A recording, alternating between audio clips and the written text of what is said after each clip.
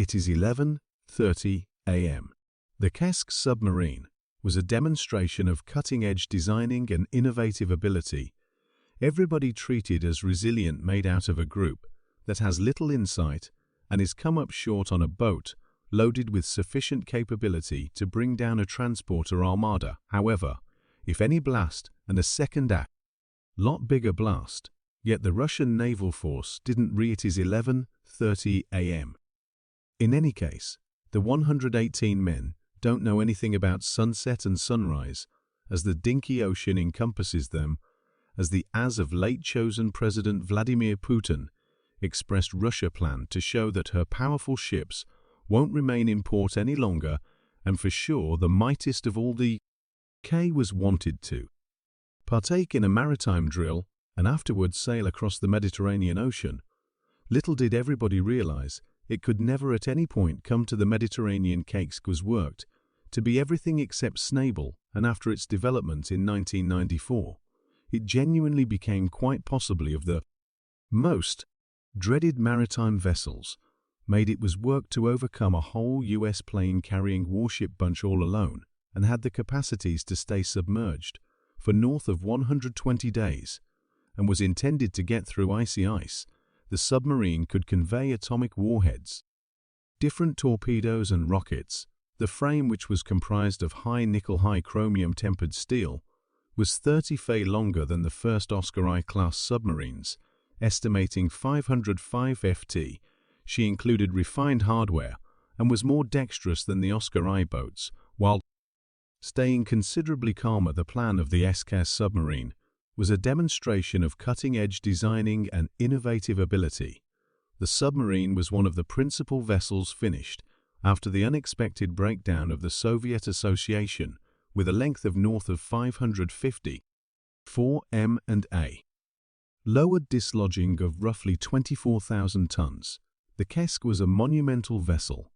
Its twofold frame development gave both primary strength and improved security.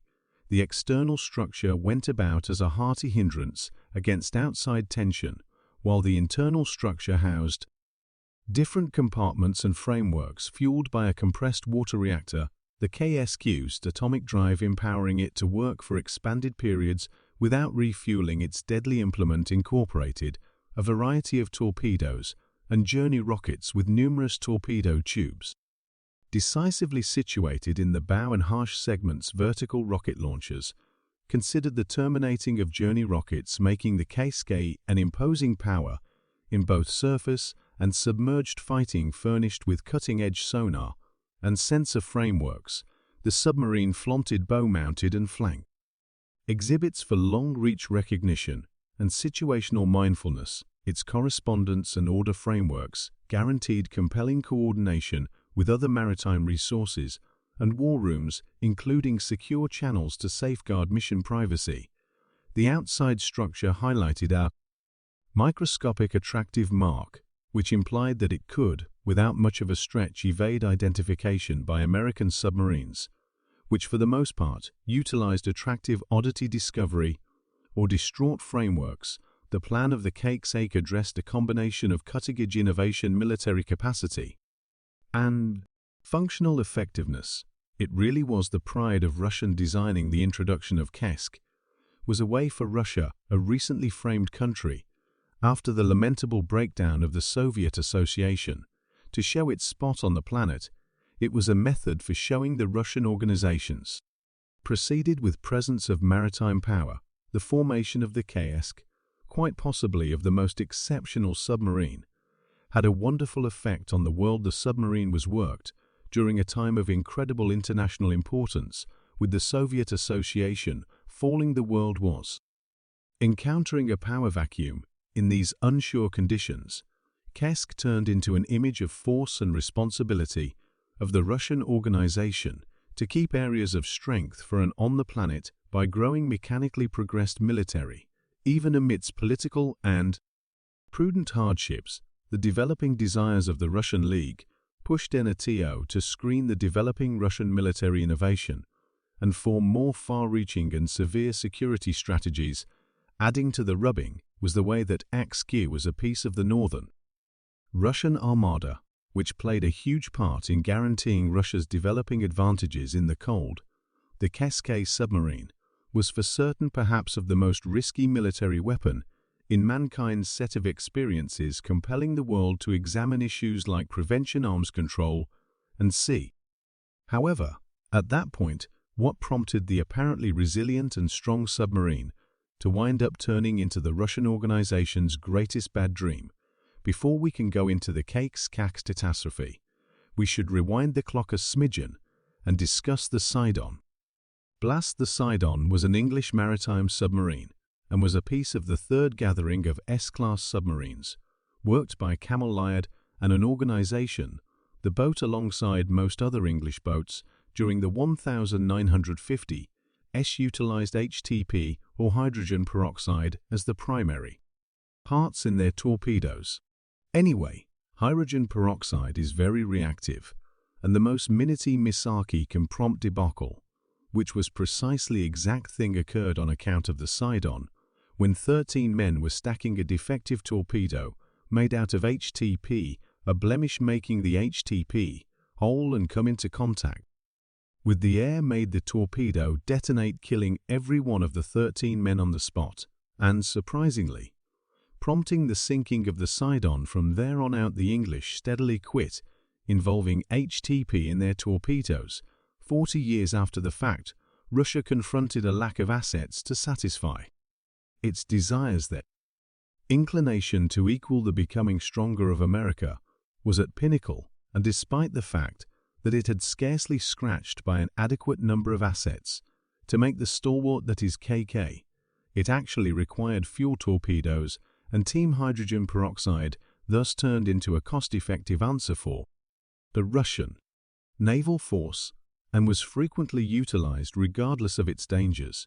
Because of low supports, all the team on board the KSK was come up short on, and many were not paid by any stretch of the imagination. Further, since fuel was costly, the Kesk was seldom conveyed for a mission which prompted the majority of the group being unpracticed and having pretty much nothing reasonable information, despite the fact that KK was a tactical wonderit in the long run, turned into a risk on the shoulders of the Russian government supporting it monetarily, turning out to be increasingly hard as the day advanced. As a result of each of this, we presently have a boat that everybody treated as resilient, made out of a team that has little insight, and is come up short on a boat loaded with sufficient capability to bring down a transporter armada, yet assuming that any of its weaponry is misdealt with, it can blow up rapidly. This large number of elements, when taken together, implied that Kirk was pretty much a ticking bomb, and on 12th of August, the bomb went off. It was the day of August 12, 2000. The Kesk was taking part in a huge scope maritime practice. In the desolate ocean, this was the principal maritime drill of the submarine in more than 10 years. It comprised of 30 boats and 3 submarines. During the activity, something strange happened. A sort 6,576 unit torpedo out of nowhere emitted in the bow compartment, setting off a progression of disastrous occasions. It is accepted that the blast was because of unstable HTP leaking through a shortcoming weld in the torpedo packaging. This first blast caused the gas tank to break and cause an enormous fire, which the group was not sufficiently experienced to manage. It is thought that as of now the team overreacted, and around 23 of the individuals went as distant from the fire as conceivable.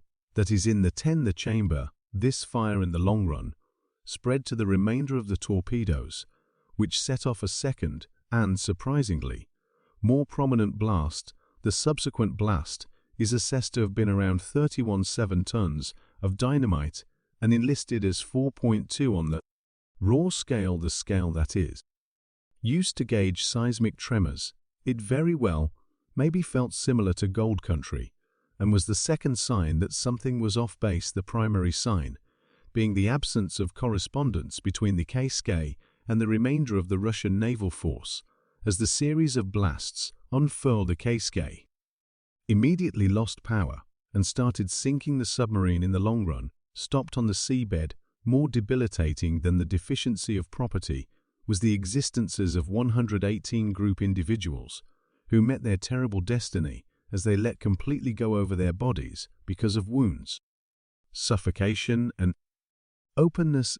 At first, a couple of individuals endure, yet the sluggish reaction of Russian specialists immediately hampered their expectations, as insight about the debacle spread. The Russian naval force started a salvage activity anyway.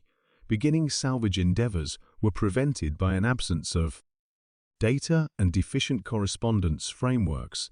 The teams of neighboring boats felt an underlying blast and a second, a lot bigger blast. However, the Russian naval force didn't understand that a mishap had happened and didn't start a quest for the vessel for more than 6 hours there. Submarine's crisis salvage kit had been deliberately crippled during an earlier mission, and it required over 16 hours to find the submarine, which laid on the sea floor at a profundity of 0 matter. Russian specialists were delayed to acknowledge global help further. Postponing the salvage endeavors, it required a few days for an English and Norwegian group to arrive at the scene, yet by then, all expectation of finding survivors had blurred. Everybody could look as every single salvage endeavor fizzled until in the end, the English and Norwegian jumpers opened the way to the tender chamber just to find 23 dead men. It is thought that they passed on from asphyxiation, or in layman terms, they kicked the bucket, suffocating gradually to death.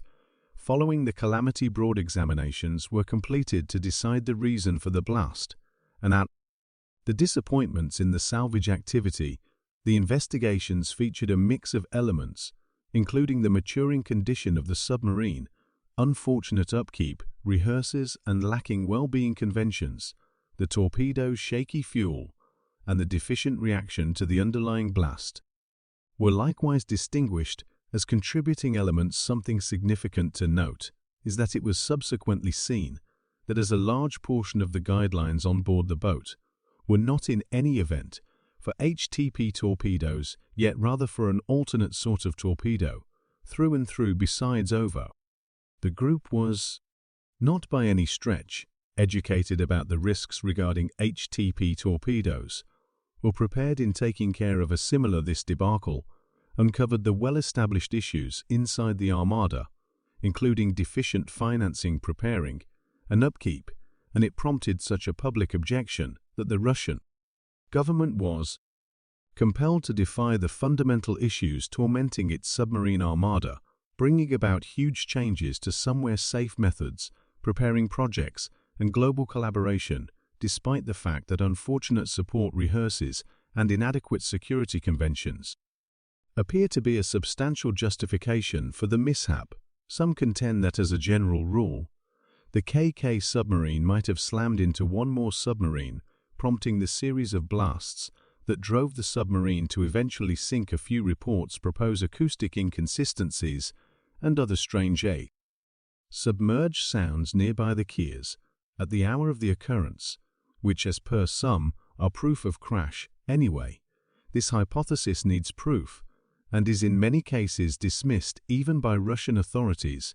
Another hypothesis recommends that the sinking of Kure is, as a matter of fact, man-made, as the submarine was likely disrupted by somebody from the inside anyway. Authoritatively, the genuine purpose for the misfortune stays inadvertent torpedo blast, quite possibly of the most disastrous effect that the Keksake occurrence left a heritage for, is the deficiency of the lives of 118 guiltless group individuals who had no clue prior to cruising for the maritime drill that it would be their last. They were come up short on, deceived and erroneously instructed about the risks and outcomes of the HTP torpedoes. The most exceedingly terrible part, pretty much all of this, is if the Russian organization acted rapidly, a ton of lives might have been saved. This was obviously a weighty misfortune for the Russian naval force and its spirit. The groups of the teammates likewise endured vigorously, and the occurrence generally sabotaged the influence of Russia on an international scale. The sheer absence of obligation showed by the Russian government drove men to lose trust over then-chosen Vladimir Putin, The occurrence invited analysis both locally and globally. The misfortune likewise uncovered critical weaknesses in the Russian naval forces' preparation hardware and security conventions. The episode was in general perhaps of the most obviously terrible maritime misfortune throughout the entire existence of humankind, yet it further developed Russian NATO relations, empowering the significance of straightforwardness and open correspondence between nations.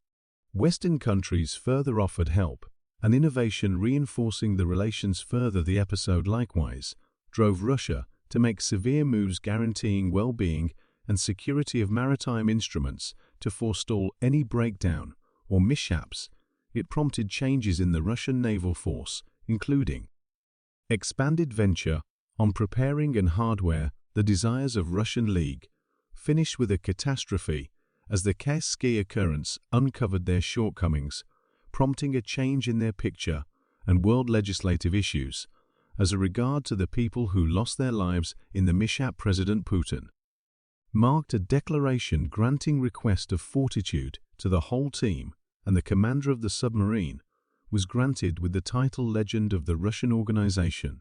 The Kerch calamity stays a heartbreaking section in submarine history, featuring the human expense of oceanic mishaps and the significance of focusing on security. The occurrence incited a reassessment of well-being conventions and prompted huge changes inside the Russian naval force. While the actual misfortune was unfortunate, it filled in as an impetus for change and expanded mindfulness about the gambles associated with submarine tasks. The illustrations gained from the Kerch debacle kept on molding submarine well-being rehearses at last, meaning to keep comparable episodes from happening in the future.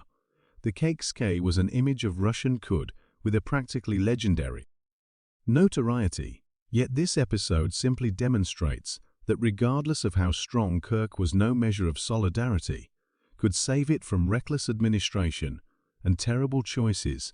The Kerch catastrophe filled in as a reminder for the worldwide submarine local area, featuring the innate risks and dangers related with working submarines. It underlined the significance of powerful well-being conventions, standard upkeep, and viable correspondence frameworks. Thinking about that starting today, the Russian naval force is simply getting increasingly strong with late submarines, like the Belgrade and Kirov, perhaps the Kerch calamity, while a tray prepared for future advancement. With that, I leave you